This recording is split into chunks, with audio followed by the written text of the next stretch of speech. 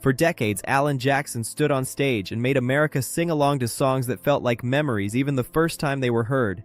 His voice carried the rhythm of small towns, back roads, and ordinary lives lived with quiet dignity. To millions, he was the sound of summer radios, long drives, and family gatherings. Yet behind the calm baritone and steady presence was a life shaped by sacrifice, heartbreak, faith, and resilience. His story is not just one of fame, but of endurance. Through love-tested, health-challenged, and a devotion to music that never wavered. Roots in a modest beginning. Alan Eugene Jackson was born on October 17, 1958, in the small town of Newnan, Georgia, the youngest of 5 children. His parents, Ruth and Eugene Jackson, raised their family in a modest home that had once been his grandfather's tool shed. It was a simple place filled with the sounds of hard work, metal tools, engine parts, and the steady routine of working-class life. His father worked as a mechanic at a Ford assembly plant, while his mother managed the school cafeteria and emphasized discipline, faith, and humility. Those early years shaped Alan's worldview, grounding him in values that would later echo throughout his music. Discovering the power of song. Music entered Alan's life first through gospel hymns sung at church every weekend. Those harmonies carried emotion and storytelling long before he understood songwriting. As a teenager, he discovered country artists like Hank Williams Jr. and John Anderson, and for the first time realized that music could tell stories about ordinary people, stories that sounded like his own life. When his parents bought him a $50 guitar at age 16, it was a modest gift, but one that changed everything. Only a year later, he stepped onto a stage for the first time in a high school production, unknowingly taking his first step toward a lifelong calling. Chasing a dream the hard way. After high school, Alan worked a series of manual jobs to support himself, but music never left his side. He formed a band called Dixie Steel and played local clubs across Georgia, hauling equipment, setting up stages, and often earning little or nothing. Those nights were long and exhausting, but they strengthened his resolve. He wasn't chasing glamour, he was chasing purpose. Even then, Alan believed music was his way out of a life that felt predetermined, and he was willing to endure years of uncertainty to prove it. Love before fame. Long before awards and sold-out arenas, Alan met Denise, the woman who would become his wife and lifelong partner. Their first encounter was awkward and unforgettable, marked by youthful boldness and humor.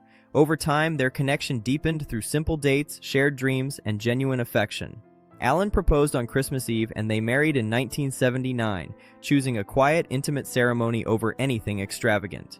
Their early marriage was built on trust and shared sacrifice, long before success entered the picture. Nashville and the leap of faith. In 1985, Alan and Denise made the brave decision to move to Nashville.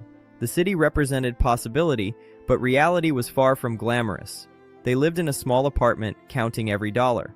Alan worked in the mailroom at a television network while playing music at night. Denise continued working as a flight attendant to help support them. Those years tested their patience and belief in the dream, but neither gave up. They held on to hope, even when the path forward seemed unclear. A chance encounter that changed everything. Fate intervened unexpectedly when Denise met country legend Glen Campbell during a flight. She spoke about her husband's music, and Campbell listened. He handed her a business card and suggested Alan make a call. That small gesture opened a door that had seemed permanently closed.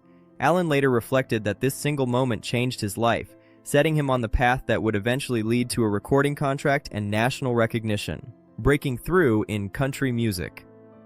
In 1989, Alan became the first artist signed to Arista Nashville. His debut album, Here in the Real World, released in 1990, resonated immediately with listeners. The songs felt honest and grounded, reflecting real life rather than trends. When he received his first gold record, Glen Campbell was there to witness it, a full-circle moment that symbolized gratitude and destiny. Alan had arrived, but he remained deeply aware of where he came from. Defending the soul of country music. As the 1990s unfolded, Alan's career soared. Songs like Chattahoochee, Don't Rock the Jukebox, and Gone Country became cultural staples, yet success brought pressure to conform to changing industry trends. While others embraced pop influences, Alan stayed rooted in traditional country. Some critics labeled him resistant to change, but for Alan, preserving the genre's soul was non-negotiable. This conviction culminated in Murder on Music Row, a bold statement about protecting country music's identity recorded with George Strait, a song that spoke for a nation. In the wake of September 11, 2001, Alan woke early one morning with words already forming in his mind. By the end of the day, he had written, "Where were you when the world stopped turning?" The song was simple, unadorned, and deeply human. When he performed it live, the room fell silent. It resonated across the country, earning awards and touching millions because it spoke without spectacle, just shared grief and reflection. Family as the center of everything. Despite professional success, Alan's deepest inspiration always came from home. He and Denise raised their 3 daughters away from excess, focusing on family traditions, outdoor life, and simple joys. Many of his most beloved songs, including Drive for Daddy Jean and Remember When, were rooted in personal memories, lessons passed down, childhood moments, and enduring love. For Alan, music was never separate from family. It was an extension of it. When fame tested love. As Alan's career intensified, constant touring created distance at home. Fame brought temptations, and in the late 1990s, the strain on his marriage became undeniable. Alan admitted to mistakes that deeply hurt Denise. The betrayal shook their foundation, leading to separation and profound emotional pain. Denise later spoke openly about losing her sense of self during that period, feeling consumed by a life that no longer felt like her own. Choosing forgiveness over finality. Rather than walking away, Denise turned inward, finding strength through faith and reflection. She chose forgiveness, not as weakness, but as an act of courage. Alan, burdened by regret, confronted the emptiness his choices had created. Slowly, through honesty and effort, they rebuilt what had been broken. Their reconciliation wasn't immediate or easy, but it was real. They emerged with a deeper understanding of love, one built on accountability and grace rather than illusion, a symbol of renewal. One of the most meaningful moments in their renewed marriage came when Denise gifted Alan a restored 1955 Ford Thunderbird, the first car he had ever owned, sold years earlier to help buy their first home. The gesture symbolized sacrifice, memory, and commitment. It was a reminder of who they were before fame and everything they had survived together. Alan was deeply moved, seeing not just a car, but a reflection of enduring love. A battle. No one expected. Just as life seemed to steady, Denise faced another challenge, a cancer diagnosis. Treatment was physically and emotionally exhausting, reshaping daily life around hospital visits and recovery. Alan stepped away from much of his public life to be present, offering support and strength in quiet moments. Music became a place to process fear and hope, but family became the true anchor. Finding strength in love. Through months of treatment, Denise leaned on the love surrounding her, her husband, daughters, and faith. Recovery came gradually, marked by relief and gratitude. For Alan, the experience reinforced what truly mattered. Success, awards, and applause faded in importance compared to the simple fact that the woman he loved was still beside him. Grief that changed the family forever. In 2018, tragedy struck again when Alan's eldest daughter lost her husband in a sudden accident.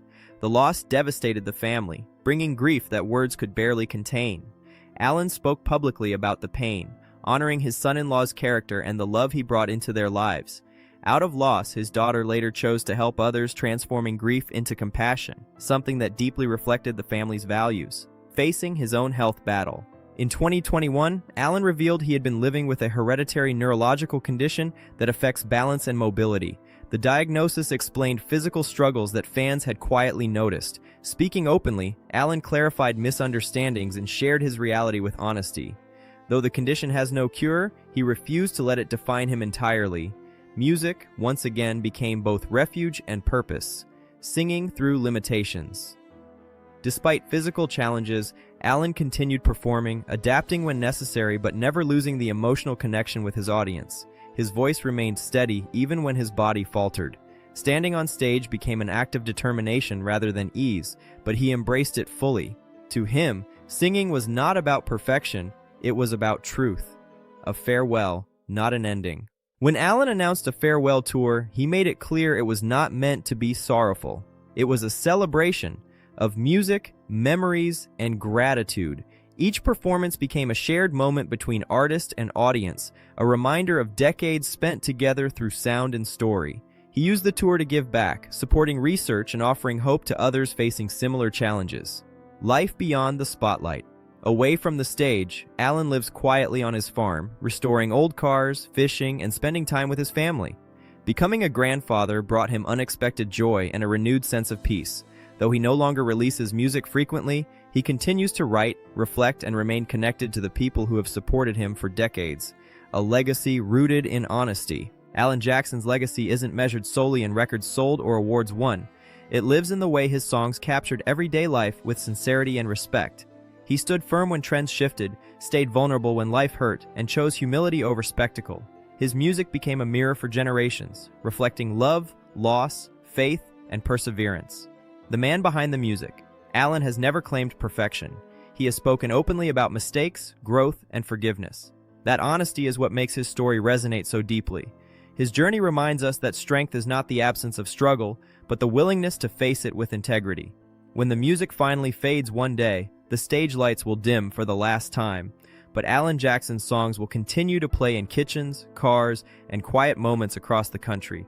His voice will remain woven into the fabric of American life, not because it was loud, but because it was real.